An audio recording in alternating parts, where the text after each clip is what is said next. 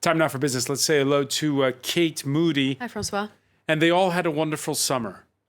No, isn't that what you're Well, we're edging towards it, despite COVID, of course. As the pace of vaccinations across Europe begins to pick up, we are edging towards a reopening of borders with that crucial COVID passport or vaccine certificate. Ursula von der Leyen saying today that the infrastructure for this long-awaited health pass will be ready at an EU level from the 1st of June. That's next week.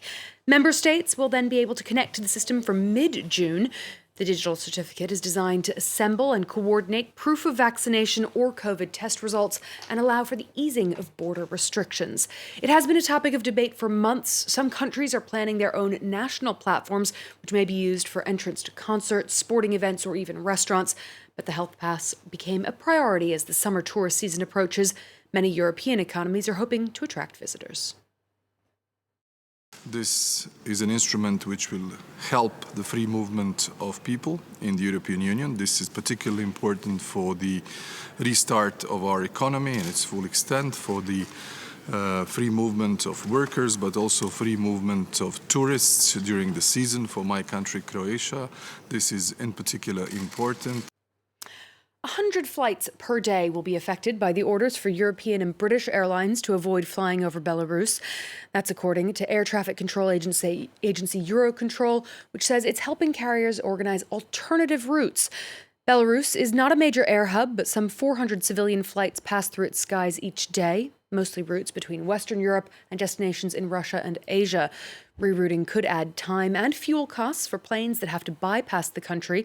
The EU and UK bans could also affect Belarusian finances.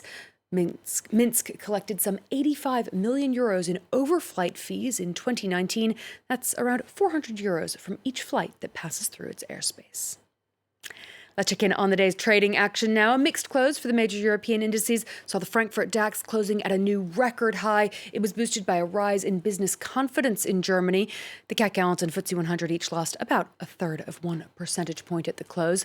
Wall Street's struggling for direction as well. Most stocks have wiped out their earlier gains to turn closer to the flat line there, crossing back and forth into positive and negative territory today. Cryptocurrencies regaining some stability, with Bitcoin nearly back at $38,000, having plunged to $32,000 last week. French retailers that were deemed non-essential have been reopened for nearly a week since the government began easing its latest round of restrictions. A third 6-week lockdown in April took many of them by surprise and left them with huge amounts of unsold stock. The government is offering financial compensation, but with a cap of €8,000, many shop owners say they're still firmly in the red. Ellen Gainsford reports. It's a drop in the ocean. That's a complaint of many French shop owners.